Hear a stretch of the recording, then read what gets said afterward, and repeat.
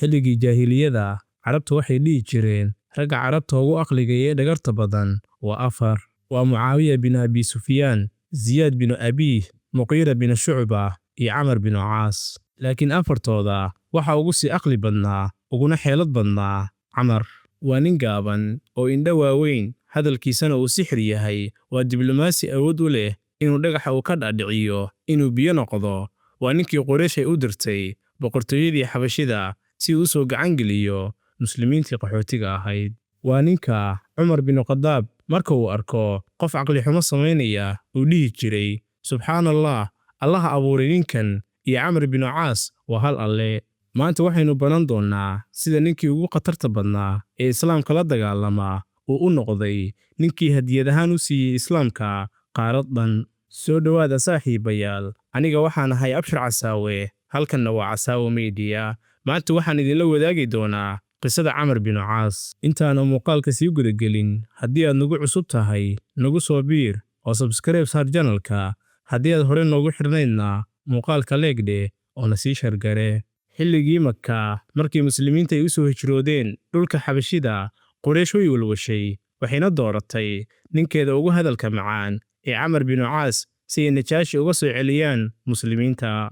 Camar waxa uu qaatay hadiyado qaali ah, wuxuuna laaluushay wasiiradii Najaashi ka hor inta uusan boqorka la kulmin. markii uu Najaashi hor yimidna waxa uu ku yidhi, boqorow, waxaa dhulkaaga soo galay dhallinyaro doqomo ah, diintii aabbayaashoodu way ka tageen, taadana ma aysan qaadan. waxaana kaa codsanayaa inaad noo soo celiso. qorshaha Camar waxa uu ahaa mid hagaagsan, laakiin Najaashi waxa uu ahaa boqor cadaalad badan. wuxuuna u yeeray muslimiinta. Jacfar bin Abi Daalib ayaa hadlay, wuxuuna aqriyey suuratul Maryam. Camar markii uu arkay in Najaashi uu jilcay, waxa uu isticmaalay kaartadiisii ugu dambaysay. wuxuuna yidhi, boqorow, waad og tahay inaysan Ciise u aqoonsanayn inuu Alle yahay, ay u aqoonsan yihiin inuu yahay addoon uun. taasi waxay ahayd dabin khatar ah, laakiin Jacfar si geesinimo leh ayuu ugu jawaabay. Najaashina waxa uu qaaday qori dhulka yaalay, wuxuuna yidhi, Ciise intaas kamuusan duwanayn waxa aad sheegteen. Camar maalintaas wuu jabay, wuxuuna soo laabtay isagoo fashilmay. waana fashilka keliya ee noloshiisa soo maray. sannadkii 8aad ee hijriyada, Camar waxa uu dareemay in islaamku uu guulaysanayo. caqligiisa ayaana u sheegay inuusan sii socon karin dagaalkan, wuxuuna u baxay dhanka Madiina. jidka waxa uu kula kulmay Khaalid bin Waliid, wuxuuna ku yidhi, xageed u socotaa Abu Sulaymaanow? Khaalidna waxa uu ku yidhi, wallaahi waddadii way caddaatay, waxaana u socdaa inaan soo muslimo. Camarna waxa uu ku yidhi, aniguna saas oo kale. markay u galeen nebiga naxariis iyo nabadgelyo korkiisa ahaatee, Camar wuu ooyey, wuxuuna diiday in gacanta nebiga uu qabsado.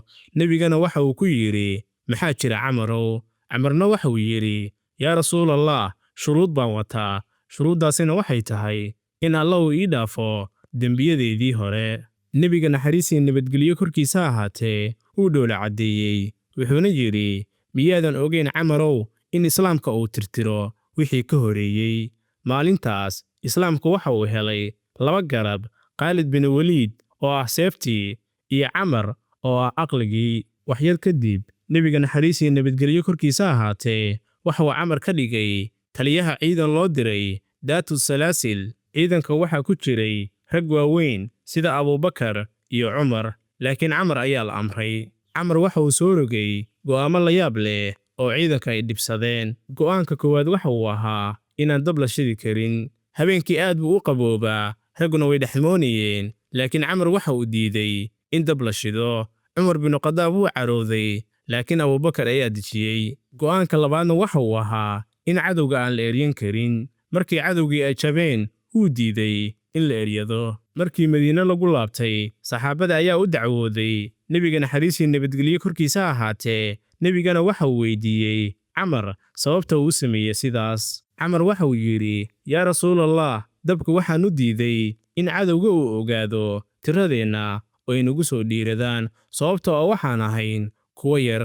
eryashadana waxaan u diiday inaanan aqoon dhulka oo dabinna la geliyo. nebiga naxariis iyo nabadgelyo korkiisa ahaatee aad buu ula dhacay xigmadda militariga Camar, wuuna u duceeyey. wakhtigii khilaafadii Cumar, Camr bin Caas waxa uu ahaa hogaamiyaha ciidamada Falastiin, wuxuuna hareereeyey Qudus. Baadarigii magaaladana waxa uu ku yidhi, magaalada ninka furi doona sifooyinkiisa waan haynaa, adigana ma tihid. Camr waxa uu gartay in sifooyinkaasi ay yihiin kuwii Cumar bin Khadaab. Warqad degdega ayuuna u diray Cumar, wuxuuna yidhi, haddii aad rabto in Qudus dhiig la'aan la furo, soo gaar. Cumarna wuu yimid, Qudusna waxaa lagu furay gacantiisa, laakiin maskaxdii ka dambaysa waxay ahayd tii Camar. Hadda waxaa bilaabanaysaa dhacdadii ugu weyneed.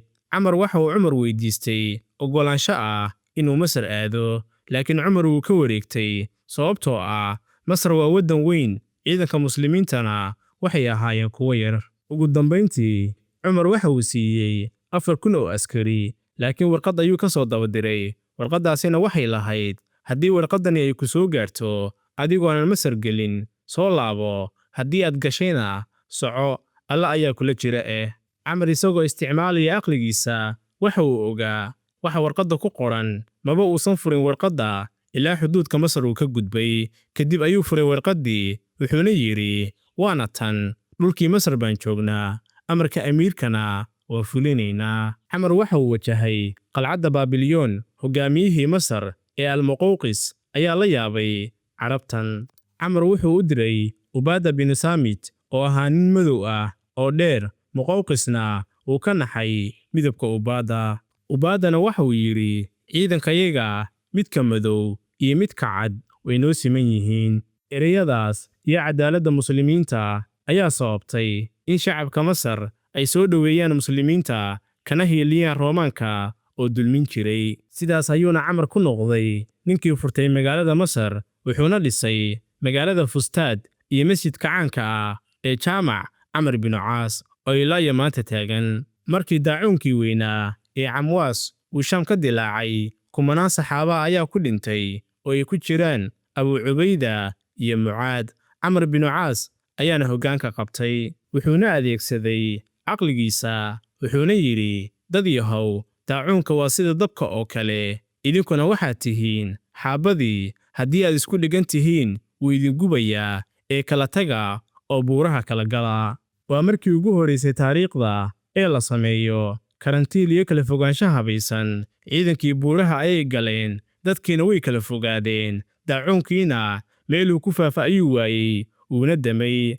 Caqligii Camar ayaa badbaadiyey intii ka hartay ciidanka Islaamka. Sanadkii 43 ee Hijriyada, Camr bin Caas waxa uu saarnaa sariirta geerida, wuxuuna ahaa guddoomiyaha Masar, laakiin aad buu u ooyey, wejigiisana derbiga ayuu u jeediyey. Wiilkiisii Cabdullaahi ayaa ku yidhi, Aabe, miyuusan nebiga naxariis iyo nabadgelyo korkiisa ahaatee kuu bishaarayn?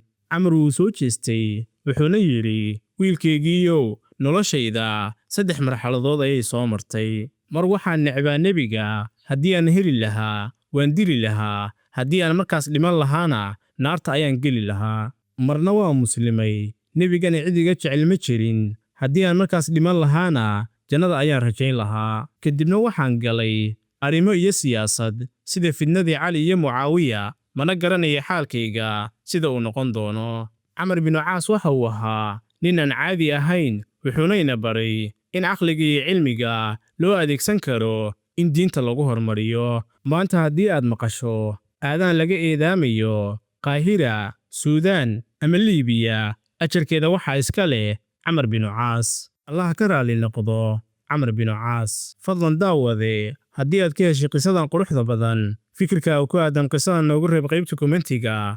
Haddii aad tahay saaxiib nagu cusubna, nagu soo biir oo subscribe sar channelka. Haddii aad hore noogu xirnaydna, muuqaalka leegdhe oo na sii shargare si ay u gaaraan saaxiibo badan oo adigoo kala ah oo qisooyinka jecel. Sidoo kale haddii aad jeceshahay qisooyinka nebiyada, waxaan kuu diyaariyey dhammaan qisooyinka 25 nebi ee Quraanka lagu sheegay, waxaadna ka helaysaa channelka. Sidoo kale waxay kugu diyaarsan yihiin playlist gaar ah, halkaas ayaadna ka daawan kartaa.